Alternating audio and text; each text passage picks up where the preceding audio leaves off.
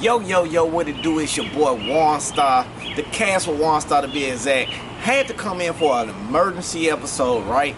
A very particular emergency episode dealing with our city, and that's the city of Nashville, okay? Right now, I've been noticing I'm a media person, right? You know, I've been looking all around. I've been seeing a lot of not good things that I am seeing for the Nashville scene in the community. Yes, we got a lot of artists that's turning around and pushing. Yes, we got a lot of people around here getting close to getting signed to major deals. Now, some of these names that I will mention, some of y'all probably won't even know some of these people because we are so stuck being in the entourage with the people that we are used to seeing. No offense, I'm finna start naming some names of people that are on the brink, are very close to getting signed. They on the way of getting signed, and we're gonna talk about the ones that has already been signed into within the last 5 years in Nashville. Okay, now we already know about Stolito and Buck, right? We already know about them, so they are major artists in the Nashville city,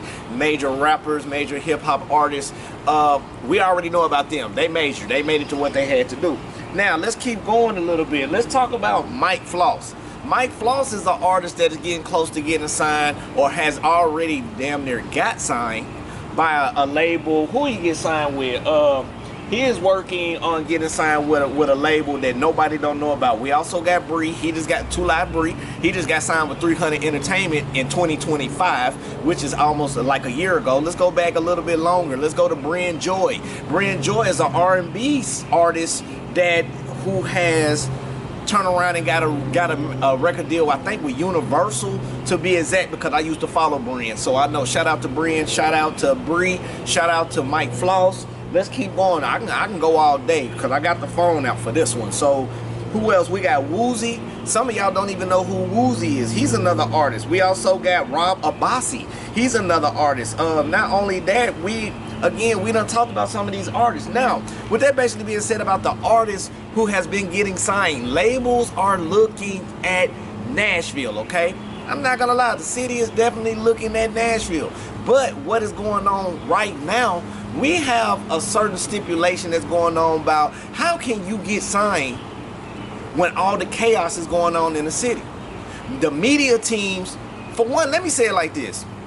By me being part of a media team, we look for things on the internet. That's what we do. We either look up for topics, we look up something that's going to gravitate attention, okay? Not in a bad way. We just doing our job. That is our job. Whatever you post on social media, our job is to find that and to use that, or get you to come in for an interview so you can explain your scenario around with other people so they can see your viewpoint of why things going on. But right now in the Nashville scene, it's not looking too good. Now, for the men's side, yes, it is. And I do want to say shout out to Legendary Spittle for your sold out show not too long ago. Shout out to DSO. Shout out to Lil Vac. Shout out to everybody else who's been pushing their line, but them the main two I can say right now that's pushing out their line the hardest. They are doing showcases. They are selling out arenas. They are selling out. Period. That is a good thing for a local artist being in Nashville. So I'm not gonna lie. I look at them two as being the next ones that's actually getting ready to get signed. We ain't forgot about ABK Gates. We haven't forgot about him. He's still pushing on the scene and doing everything he got to do. He's close to getting signed too. But why get signed? What are labels looking for when it comes to these artists? Everybody kept asking me because of the controversy that's going on the internet lately. We'll talk about that in a split second. But the controversy that's going on is dealing with the Nashville scene. It is dealing with males and females in this rap beef stuff, okay? That's what we're going to talk about. Why is people beefing? And I'm finna be 1,000. I don't think nobody should be beefing with nobody unless you're doing some type of a marketing scheme. If it's not you talking to that person talking about, hey, we're going to run it like this, because the first person that started this rap beef, let's go all the way back to Tupac and Biggie. Then let's go to the smart ones, Jay-Z and Nas. Jay-Z and Nas was the second one that I seen growing up with a rap beef, but it was a marketable reach. So what I'm saying is, if you're not on that caliber, I feel like you should not be making any diss records about anybody. If you're not making your own beats, or if you Point blank, if you ain't making your own beats to get revenue, it's no point in even making a diss track anyway. If you're not getting signed to a label, or you're trying to get signed to a label, how would you think that label gonna look at you if you making diss tracks? Now, let's go ahead and be honest. I'm gonna open it up. Yes, I have seen footage of this so-called internet beef between Iman and T Willie and B3. For one, this is a Nashville scene. We supposed to all be growing together. We all supposed to be independently trying to unify one another to be the best that we can be. But when I seen that diss track, this is what I said, we are media. It comes to our pages. So when I seen that, I was like, oh wow, the music scene is becoming, it's going back in reverse for the city of Nashville. We just went through all the beef. We just went through all the slander with the other cities and the other states, sitting there stating that we have artists, but we're not a good caliber city for people to bring in revenue. Look at what's going on. You got CMAs, which bringing in artists. We had Fetty Wap came down here for the CMAs. We also had, who else we had? We had Walker come down here. You had Neo come in not too long ago. You had Ari Lennox come in not too long ago. You got all of these major attractions, major artists, and major labels coming down here looking for talent. But what they are not going to tolerate is anything dealing with slander, anything that's going to jeopardize their money from making money. So what I'm talking about now is when it comes to this rap beef between the females or the males or whoever, I think is really bullshit. I feel like nobody should be making a diss track unless you're making money off of it. If you're not doing anything to promote yourself in a positive way, how people is going to interact with you if you keep bringing negativity into the Nashville scene, no matter if you're an artist, no matter if you're a podcaster, no matter what the fuck you are.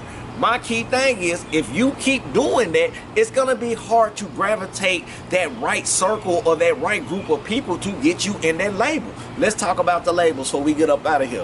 What is a label looking for? A label is nothing but a big ass bank, okay? If some of y'all don't know, what you're doing when you get signed to a label, you are basically getting signed for the exposure of the stamp of the label that's gonna be on your CD album or on your QR code or whatever you're doing to create your streaming and your showcases and etc. etc. What they're not gonna tolerate, again, they're not gonna tolerate what they're seeing on the internet today. They're not gonna turn around and come to Nashville if we keep showing all of these individuals that keep bringing negativity or bringing slander to the city as a whole.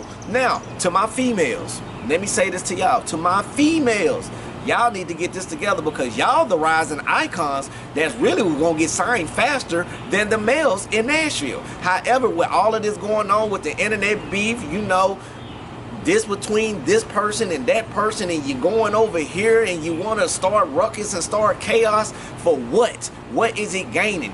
We are looking at in Nashville about profit. What we're looking at in Nashville is about how to grow, how to be an independent artist to get signed to a major label. Again, a label is nothing but a bank. You turn around, they give you a loan, which is called an advancement.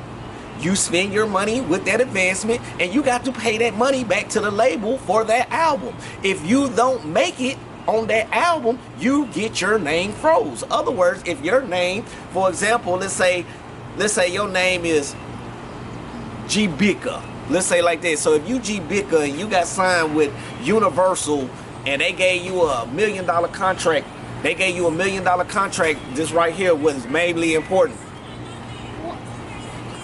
If it's really what it needs to be, it's very important. My thing is for you, when you turn around and get signed to a label, when you turn around and use that advancement money and you don't make the record the way that it needs to be, you owe that person. You owe that person. So with that basically being said, this is your boy, the Cash with One Stop. Let me get back at you with this, but this is the scoop that I got for you. Peace, love, and light, love, and peace. Until I get y'all again, Ashe, man. Y'all already know the scoop. We got to stop this. To close this out, we really need to stop all this internet beef. We need to stop all of this fighting. We need to stop all of this slander. We need to stop all of this because it's really nonsense. And what is proven at the end of the day? So what? Your ego? What is the ego? So you letting your ego getting swept up, but for what? What is doing with your pockets? If your pockets not matching up, Nothing else matters. With that basically being said, I'm your boy One Star, and I'll get back at with you later. Yeah.